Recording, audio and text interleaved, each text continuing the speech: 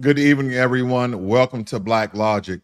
So, we are all familiar with the airline crash between American Airlines and a Army military helicopter, and all 67 people have lost their lives. But more information is coming out because some of the preliminary reports suggest that the significant air safety failures and last minute mistakes in a congested airspace contributed to the catastrophes. And they have an overburdened air traffic controller due to severe staffing shortages. Was managing both aircraft. A miscommunication led the helicopter pilot to avoid the wrong flight, culminating in this tragic collision. So again, what I was stating earlier about Donald Trump's remark about this is due to DEI initiative. No, it's due to the shortages that air traffic controllers in that area have. Okay. And in aftermath, President Trump criticized diversity initiative within federal agencies, suggesting that such programs may have contributed to the disaster. He pointed to the Obama era directives aimed at increasing diversity within the Federal Aviation Administration workforce, including changes to the air traffic controller selection process to improve representation among women and ethnic minorities. Trump, who have abolished these tests, reopened FFA recruitment to all candidates. So I guess what Trump is alluding to is because of these DEI initiative that was trying to foster and encourage more ethnic minorities, Black, Asian, Hispanic, and otherwise, what that tells me is that it lowered the bar for everybody, right? They had to revamp these tests, recreate these tests. Let's take, for instance, let's make it a color thing because Trump is talking about ethnic minorities. Okay. And I'm not taking that personally as just being Black, but I know we are involved. So that means that if all of these pilots are white, then they benefited from, and as I stated this before, they benefited from these DEI initiatives. To have them to pass a test that was probably more difficult, they got it more easily, and they have been the pilots of these aircrafts. What am I talking about? When you look into the Department of Labor, and you look at the demographics of people who benefit from DEI the most, it's white women and white men, Hispanics, Asians, LGBTQ, and then Black Americans. So again, he could be telling the truth, but he's not revealing both sides of the tape. Now, the National Air Traffic Controllers Association has responded, emphasizing that it's premature to assign blame and highlighting the need for a thorough investigation by the National Transportation Safety Board. Now, the caution against politicizing the tragedy and underscore the importance of focusing on systematic issues affecting air safety. Okay. And this is important because he spoke about this thing and people were like, oh, that's preliminary. It's kind of too soon. Okay. It's kind of too soon. And the union argues that the diversity initiatives are designed to attract a wide range of talented individuals to the profession, enhancing the overall quality of air traffic control services together, right? Representing every demographic or group of people that live in America. And they also assert that these programs do not lower the standards, but it rather broadens the pool of qualified candidates. Because if we only pulling from quote unquote a said demographic or group of people, but we have 10 times the amount of population, that means there's going to be a shortage. How many of you guys was waiting for an American Airlines flight and became delayed, became canceled, and then you had to wait overnight, but because it was no less than 4 hours or something like that, they didn't pay for a hotel, so you're there in the airport sleeping on your luggage with your right.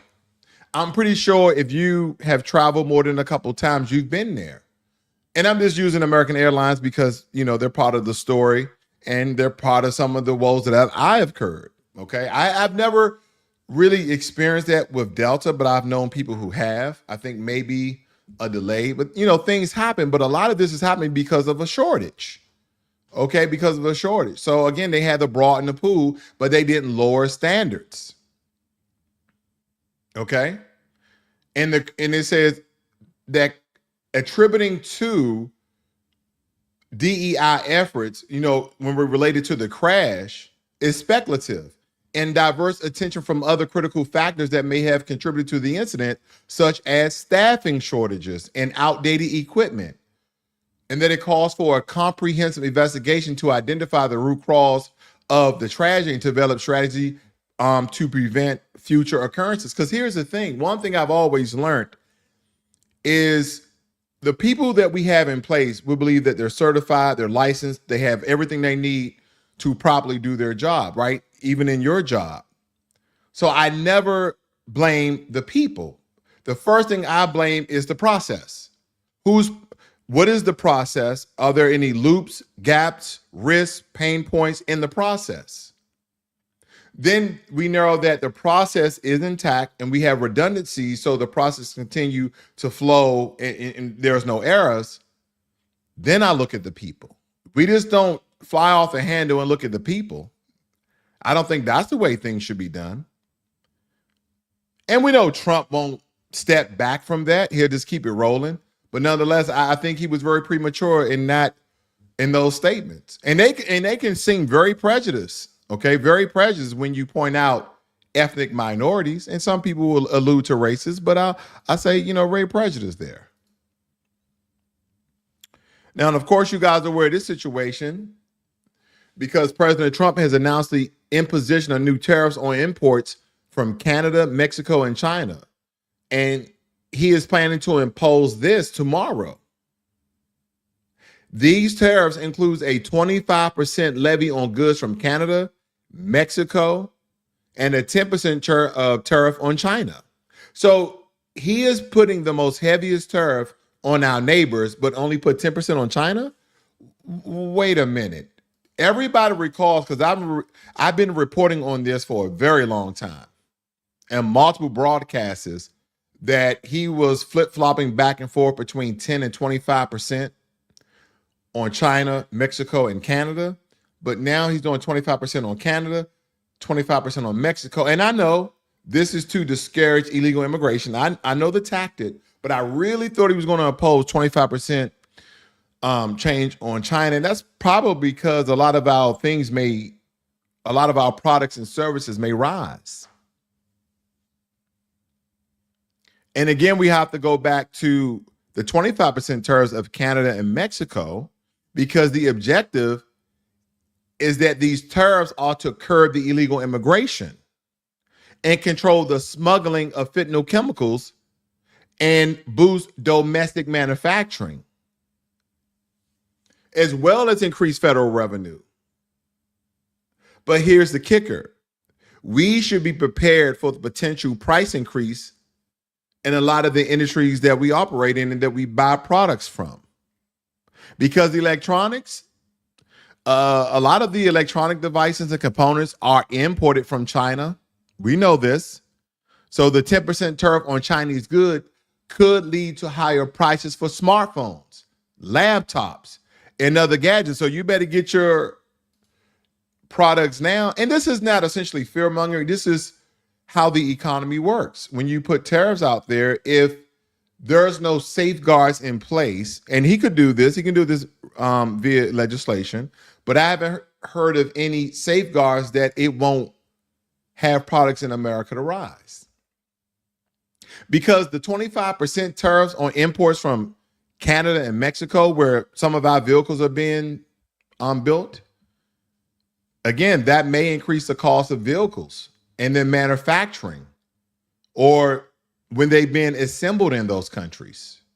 What about the agricultural imports of vegetables and other produce from Mexico? That can become more expensive, which will essentially affect all of the grocery prices. And then I think if we look lastly into energy, because tariffs on crude oil imports from Canada and Mexico might lead to higher gas prices. We've been seeing how volatile the gas prices have been in the past couple of weeks here. And again, a lot of us expected this, a new regime, new administration, new president, new cabinet, et cetera. We're kind of used in the first month or two before the economy gets on track. But don't forget, Donald Trump has come into inflation. Some people are blaming him from his lab turn. A lot of those things are now taking effect. A lot of people are blaming Joe Biden.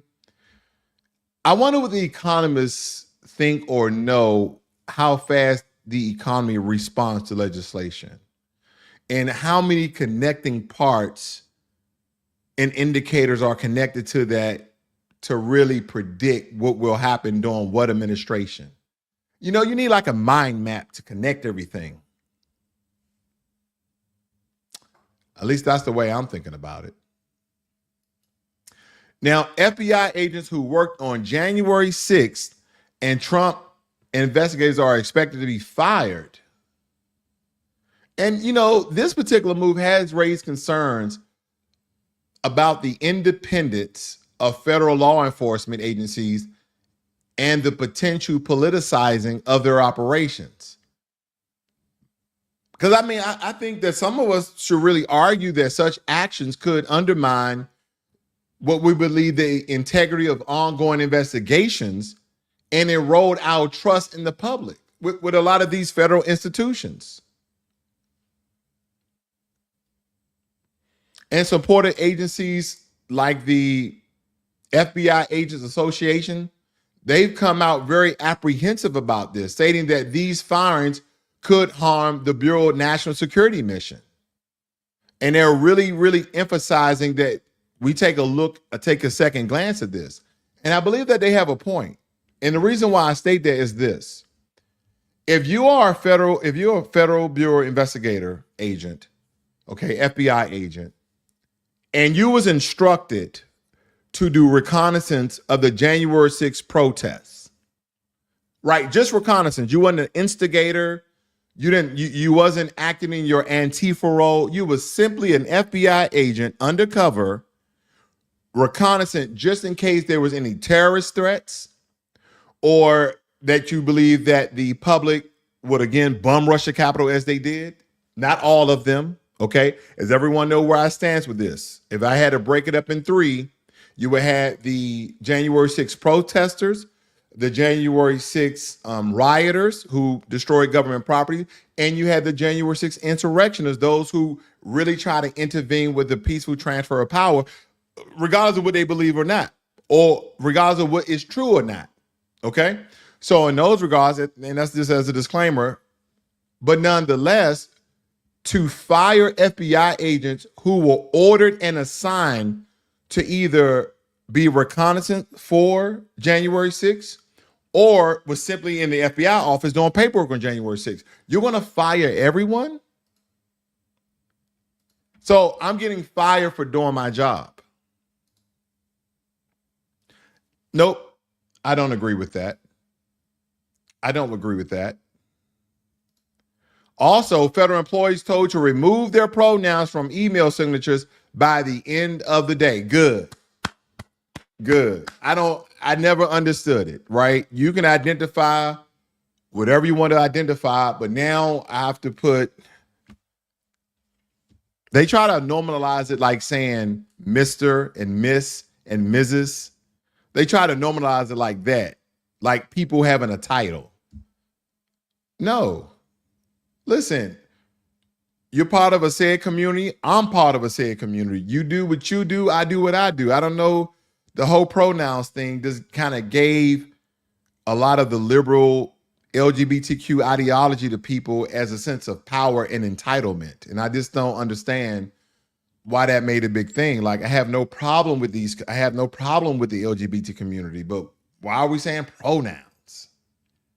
You know, just call me Blacklogic. You don't got to call me Mr. Blacklogic or he, them, she, him, apostrophe S, Blacklogic. This is a good thing. They were stating that U.S. citizens were detained at the border for speaking Spanish. Yep, I guess we need to start speaking English again, guys. And of course, there's a lot of Americans from all demographics that speak Spanish. Okay, I speak a little Spanish. A lot of you guys may speak a little Spanish. So we're there practicing our Spanish. And they're like, oh, are you one of them dark Dominicans? Are you one of them dark Mexicans, Afro-Mexicans? Let me see your citizenship card.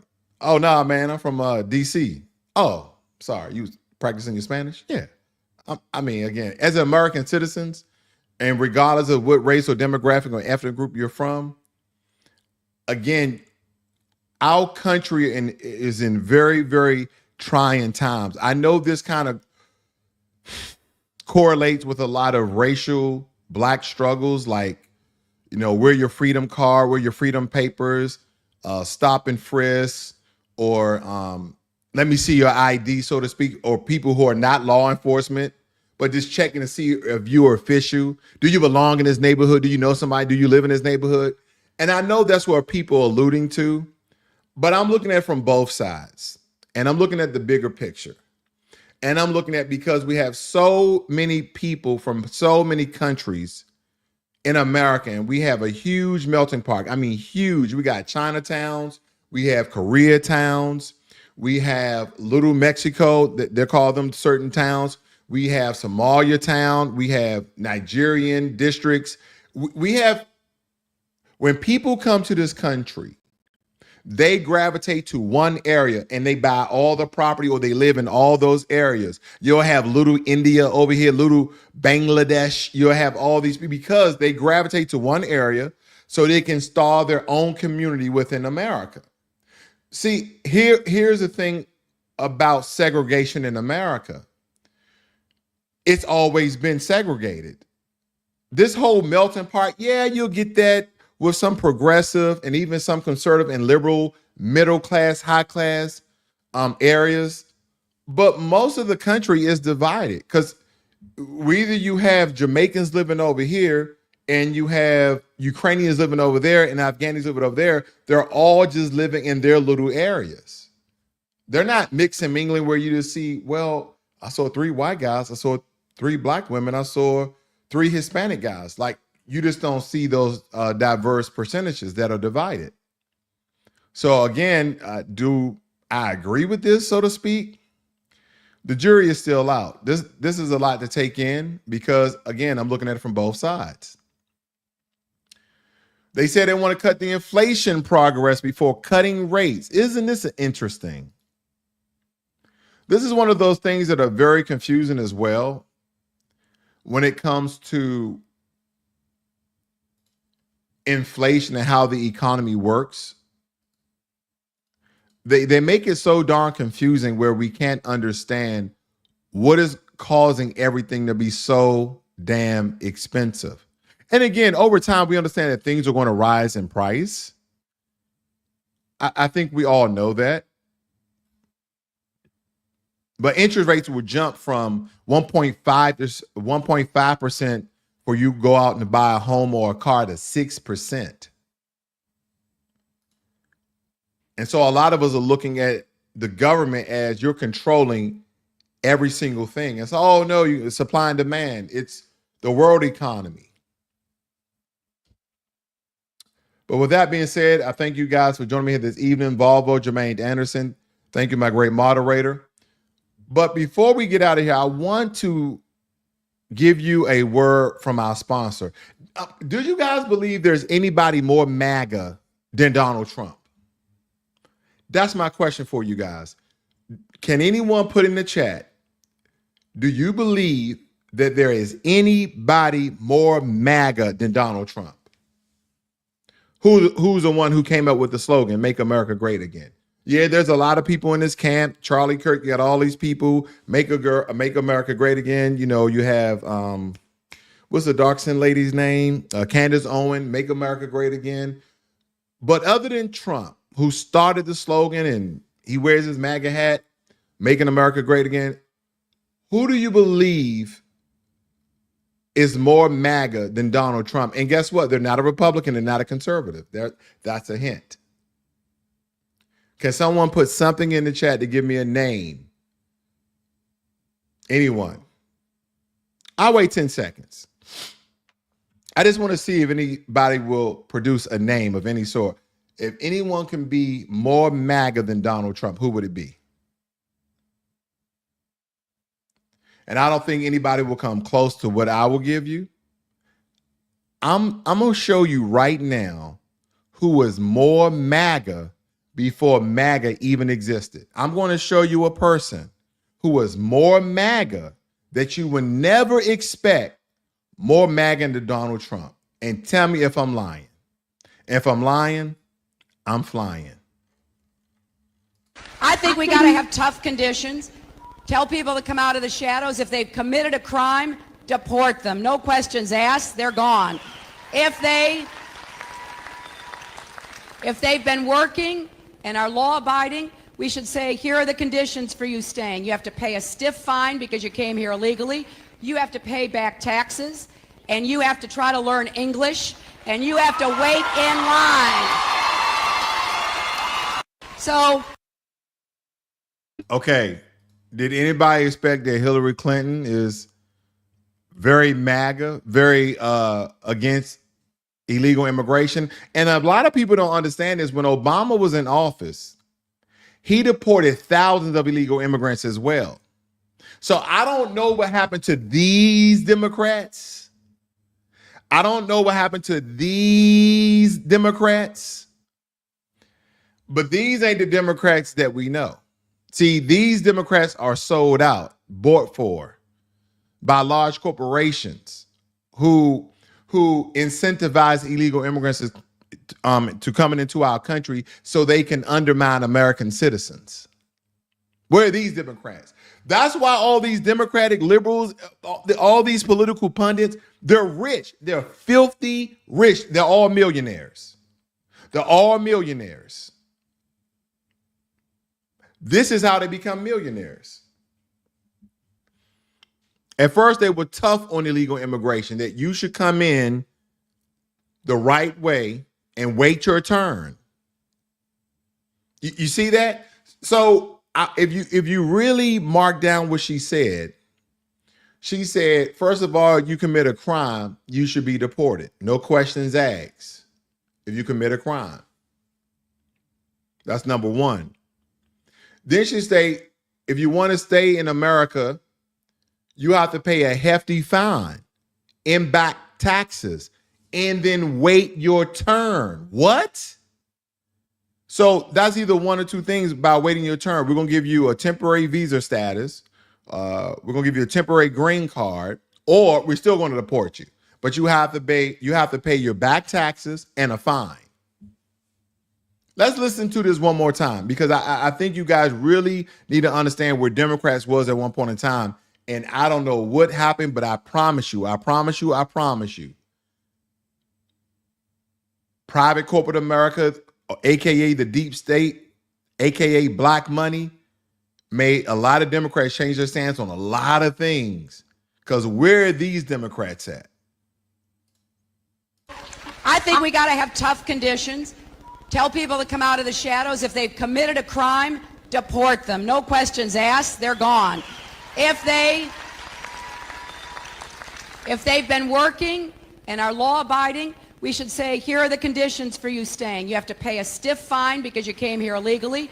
You have to pay back taxes, and you have to try to learn English, and you have to wait in line. So, yeah, so I have no idea where those Democrats went, but nonetheless, thank you guys for joining me here this evening. You guys have a great and wonderful Friday evening, and I wish you guys all the best. This is Blacklogic.